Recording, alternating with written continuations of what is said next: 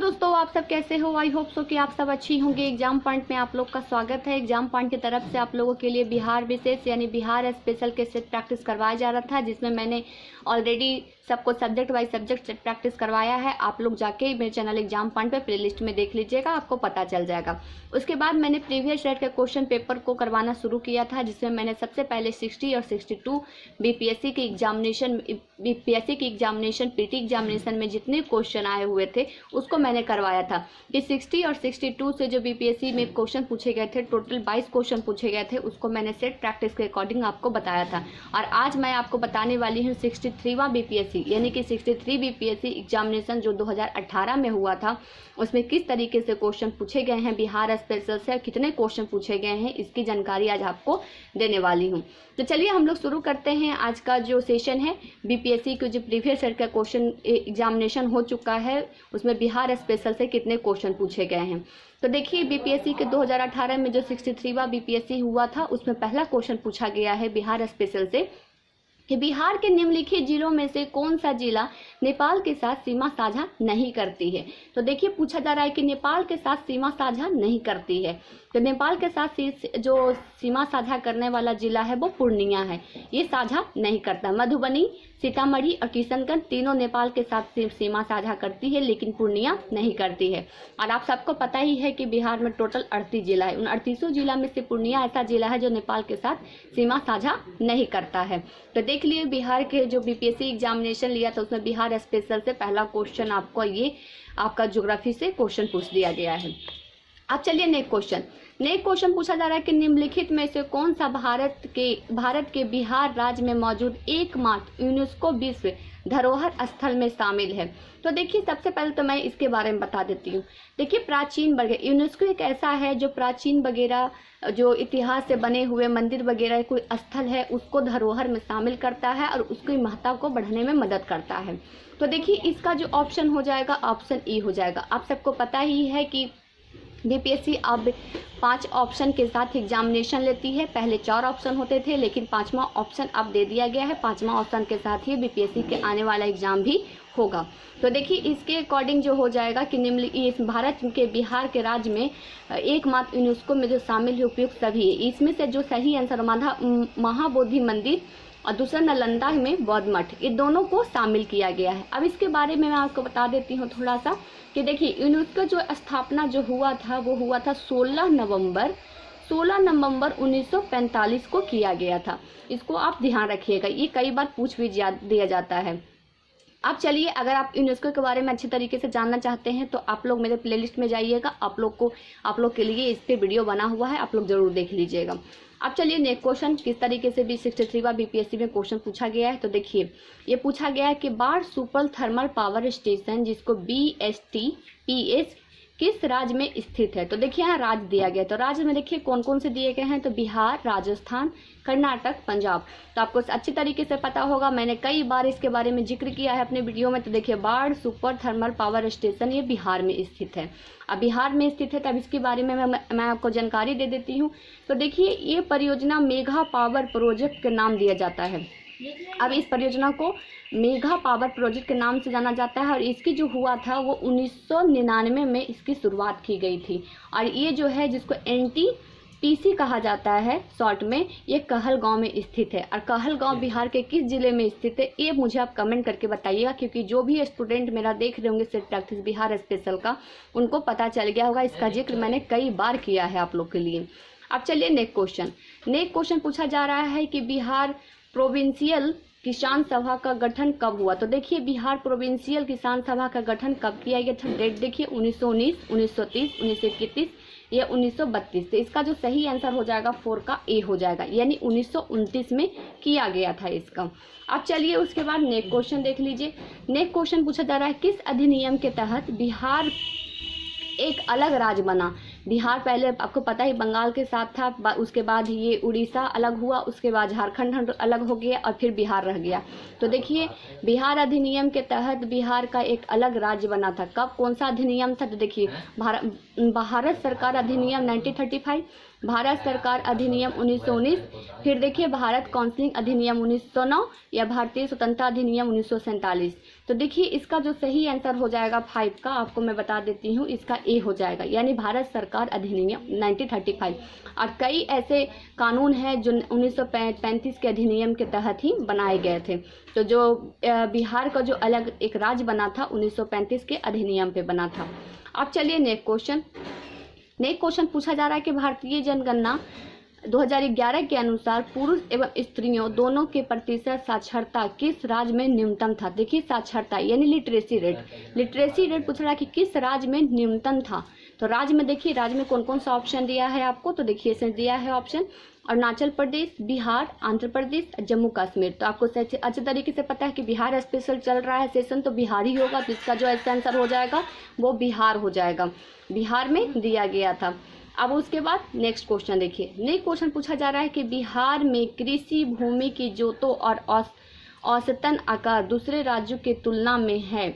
यानी कि बिहार में जो कृषि भूमि है और जोत वगैरह है, यानी जोत भूमि है, उसका जो औसतन है दूसरे राज्य से कितने स्थान पर है, कितने की तुलना में है। तो देखिए इसका जो 7 आंसर हो जाएगा, ये हो जाएगा न्यूनतम से द्वितीय, यानी कि कम से द्वितीय नंबर पर है। इसको ध्यान रखिएगा, ये इंपॉर्टेंट क्वेश्चन है, 102 बार एग्जामिनेशन में ये क्वेश्चन पूछा जा चुका है। अब चलिए नेक्स्ट क्वेश्चन पूछा जा रहा है कि भारत के किस राज्य में वर्तमान मूल्यों पर नवीनतम प्रति व्यक्ति आय न्यूनतम है। तो देखिए भारत के किस राज्य, तो देखिए राज्य का नाम दिया है बिहार, उड़ीसा, उत्तर प्रदेश, नागालैंड। तो इसका आपको अच्छे तरीके से पता होगा, बिहार का सेशन चल रहा है, तो ये बिहार में जो राज्य के वर्तमान मूल्य है उसमें नवीनतम प्रति व्यक्ति आय से न्यूनतम रखा गया है। अब चलिए नेक्स्ट क्वेश्चन जो दिया जा रहा है कि बिहार के निम्नलिखित वार्षिक प्रति व्यक्ति बिजली की उपभोग है। यानी कि बिहार में जो नवीनतम वार्षिक के अकॉर्डिंग प्रति व्यक्ति बिजली कितनी उपभोग करते हैं, प्रति व्यक्ति बिजली कितनी उपभोक्ता की जाती है। तो देखिए इसका 9 का जो सही आंसर हो जाएगा ए, न्यूनतम की जाती है, कम ही की जाती है, बहुत से कम न्यूनतम में की जाती है, उच्चतम नहीं, न्यूनतम से द्वितीय नहीं, उच्चतम से द्वितीय नहीं, बल्कि न्यूनतम की जाती है। अब चलिए नेक्स्ट क्वेश्चन, ये सारे के सारे जो क्वेश्चन आ रहे हैं आपको, ये बिहार की इकोनॉमिक्स से क्वेश्चन आ रहे हैं आपके। अब देखिए नेक्स्ट क्वेश्चन पूछा जा रहा है कि बिहार में प्रति 1 लाख जनसंख्या पर सड़क की लंबाई कितनी है। यानी 1 लाख वाले जनसंख्या पर सड़क की लंबाई कितनी रखी गई है बिहार में। तो देखिए न्यूनतम, उच्चतम, न्यूनतम से द्वितीय या फिर उच्चतम से द्वितीय। तो देखिए इसका जो 10 का जो सही आंसर हो जाएगा ऑप्शन बी, यानी कि न्यूनतम से द्वितीय रखा गया है। यानी बिहार में प्रति 1 लाख जनसंख्या पर न्यूनतम से द्वितीय रखा गया है सड़क की लंबाई। इसको आप ध्यान रखिएगा। अब चलिए नेक्स्ट देखिए, इसमें डाटा आपसे नहीं पूछा जाएगा, बिल्कुल इसी तरीके से क्वेश्चन आपके एग्जामिनेशन में फिर से पूछे जाएंगे, लगातार पूछे ही जा रहे हैं। आने वाला पर जो एग्जामिनेशन है, जैसे CDPO एग्जामिनेशन अक्टूबर में 31 अक्टूबर को कंडक्ट होने वाली है, उसी में इस तरीके से क्वेश्चन पूछे जा सकते हैं बिहार स्पेशल से। ये 67 BPSC का PT एग्जामिनेशन जो दिसंबर में 31 को कंडक्ट की गई है, कि 31 के अंदर हो जाएगा या फिर मिड दिसंबर में होगा, इसके बारे में बताया गया है। कैलेंडर जारी की गई है, BPSC ने खुद कैलेंडर जारी करके कहा है कि PT एग्जामिनेशन 67 का आपका दिसंबर में होना तय है। तो उसमें इस तरीके से क्वेश्चन आ सकते हैं एग्जामिनेशन में। अब चलिए नेक्स्ट क्वेश्चन देखिए, नेक्स्ट क्वेश्चन पूछा जाए कि निम्नलिखित में से कौन सी नदी फतुहा के पास आकर गंगा नदी से मिलती है। तो देखिए फतुहा के पास आकर गंगा नदी से मिलती है, तो देखिए सोन, पुनपुन, सकरी, ए बलान।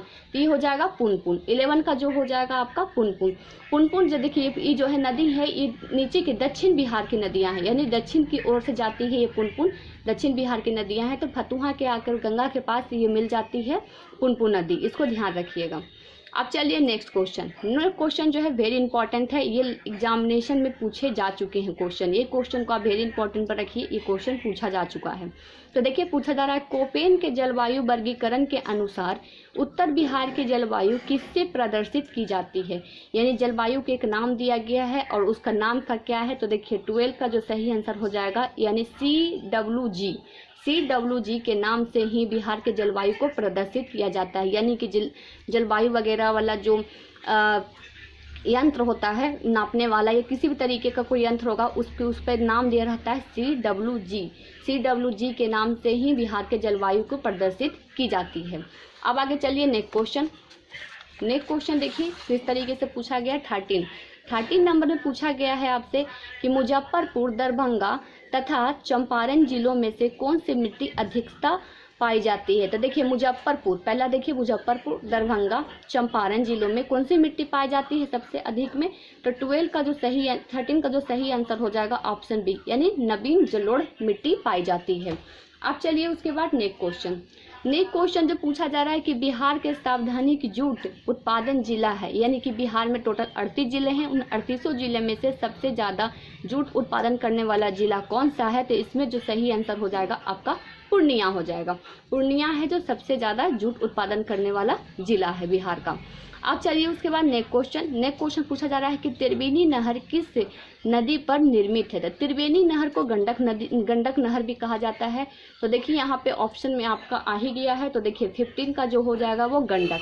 अब देखिए गंडक नहर पर ही ये त्रिवेणी नहर को निर्मित किया गया है। अब देखिए इसमें इंपॉर्टेंट फैक्ट से मैं बता देती हूँ। गंडक परियोजना का जो शुरुआत हुआ था 1961 में किया गया था। ये भारत की नदी घाटी परियोजना में से एक है। ये परियोजना बिहार और यूपी की सम्मिलित परियोजना है, यानी कि गंडक जो परियोजना जिसको त्रिवेणी परियोजना भी कहा जाता है वो कहाँ, यूपी और बिहार में सम्मिलित है और इससे नेपाल को भी लाभ मिलता है, थोड़ा बहुत नेपाल को भी मिलता है। इसकी शुरुआत 1961 में की गई थी, इसको ध्यान रखिएगा। और ये गंडक नदी है उत्तर बिहार की नदियां हैं, यानी ऊपर की ओर से आती है, तो उत्तर बिहार की नदियां हैं। और ये जो भी है वो ये हिमालय से निकलने वाली नदियों में से आती है, इसलिए हमेशा ये पानी भरा रहता है, इसको आप ध्यान रखिएगा। अब चलिए नेक्स्ट क्वेश्चन पूछा रहा है कि जैन धर्म में प्रवर्तक महावीर जी का मोक्ष स्थान कहाँ स्थित है? तो देखिए महावीर जी के जो मोक्ष स्थान पर जो प्राप्त है वो पावापुरी में है। पावापुरी में ये महावीर जी का, यानी कि उनका जो मृत्यु हुआ था और उसके बाद उनको जलाया गया था, तो ये पावापुरी में ही ये महावीर का मोक्ष स्थान को माना जाता है। अब चलिए नेक्स्ट क्वेश्चन देखिए, ये धर्म से क्वेश्चन एक पूछा गया है, आपको अच्छे तरीके से पता है एग्जामिनेशन में 2 धर्म से क्वेश्चन पूछे जाते हैं, एक जैन धर्म दूसरा बौद्ध धर्म। इन दोनों से ही लगातार क्वेश्चन एग्जामिनेशन में 1 से 2 जरूर पूछे जाते हैं, तो इसको आप ध्यान रखिएगा दोनों धर्म को।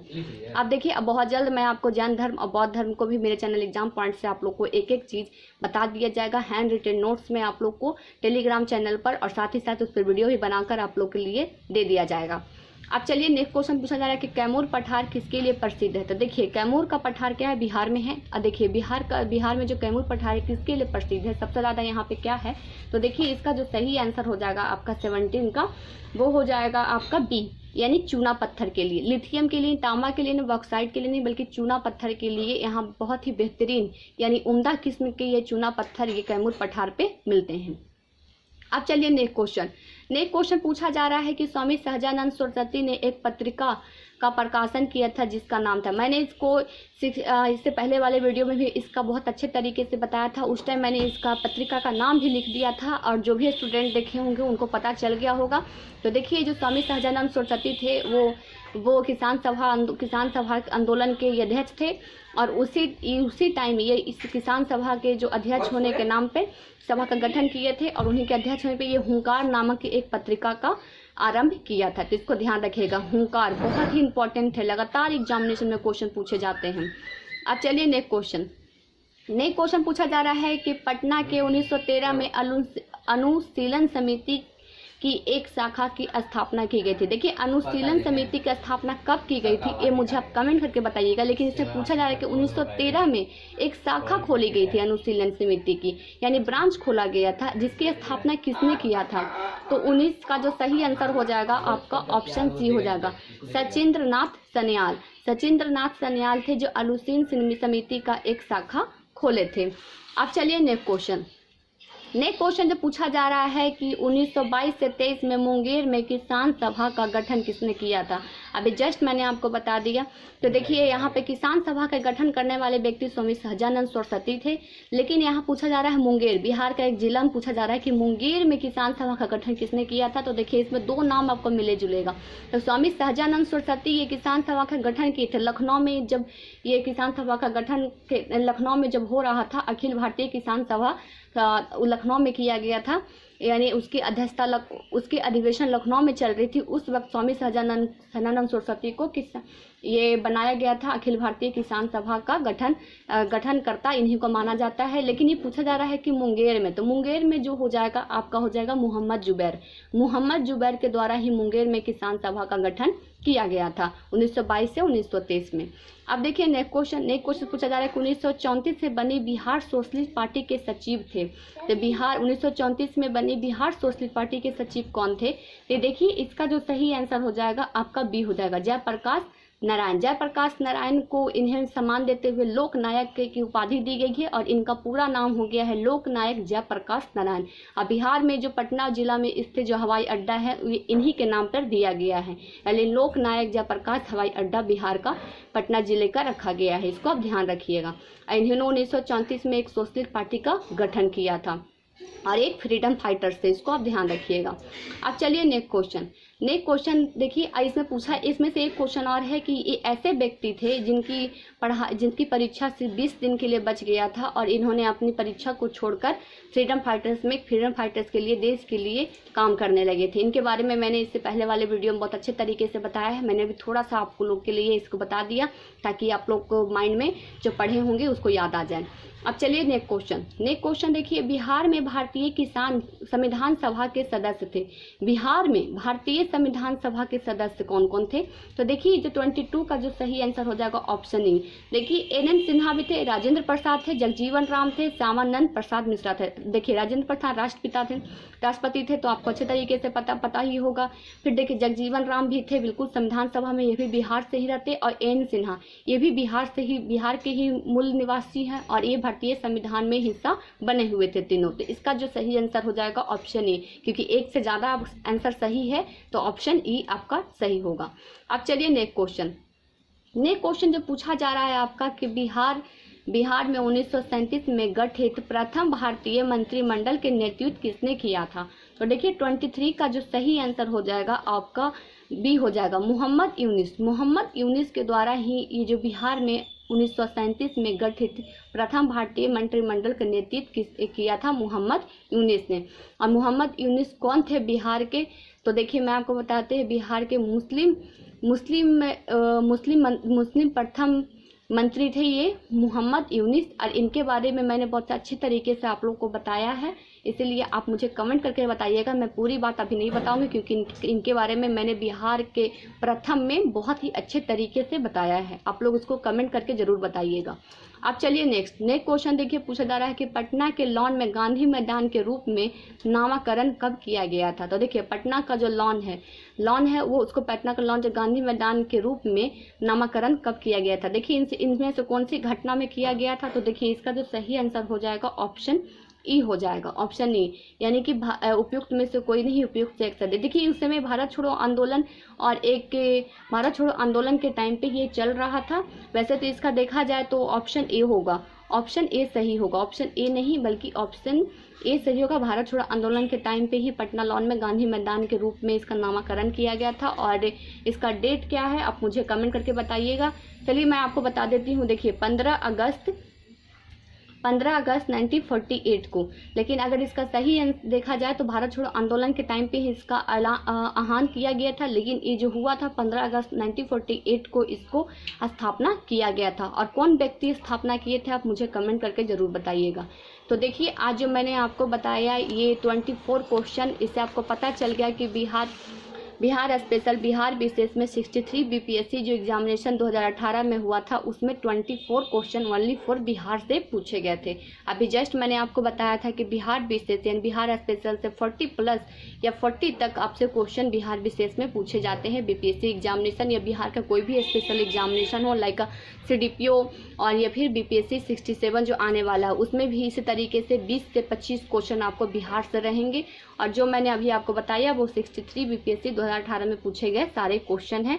किस तरीके से क्वेश्चन पूछे गए हैं आपको पता चल गया। कुछ क्वेश्चन बहुत ही आसान थे लेकिन कुछ क्वेश्चन आपको घुमा के पूछे गए हैं, जिसमें इकोनॉमिक्स के क्वेश्चन सबसे ज़्यादा घुमा के पूछे गए। ये सारे के सारे इकोनॉमिक्स के क्वेश्चन थे, इस सभी को घुमा के पूछा गया था। तो आपने देख लिया किस तरीके से 63 BPSC संयुक्त प्रतियोगी परीक्षा PT एग्जामिनेशन 2018 में हुआ, उसमें क्वेश्चन पूछे गए हैं।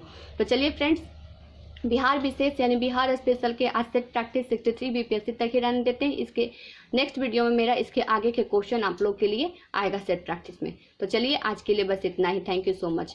और इससे पहले मैं आपको बता देती हूँ, टेलीग्राम चैनल जो भी अभी तक ज्वाइन नहीं किए हैं वो लोग टेलीग्राम चैनल ज्वाइन कर ले। टेलीग्राम चैनल पे हमेशा मैं अपडेट डाल रही हूँ बीपीएससी को लेकर, और साथ ही साथ में जितना भी मैंने सेट प्रैक्टिस करवाया है, बिहार स्पेशल बताया है सबका, उस पर मैंने सब PDF डाल रखा है। आप लोग अपनी पढ़ाई के लिए या नोट्स बनाने के लिए, रिविजन करने के लिए अब उसका इस्तेमाल कर सकते हैं, हेल्प ले सकते हैं उससे। तो चलिए आज के लिए बिहार स्पेशल के सेट प्रैक्टिस में इतना ही। फिर इसके नेक्स्ट वीडियो में इसके नए सेट प्रैक्टिस के साथ आपसे मुलाकात होगी। Thank you so much friends.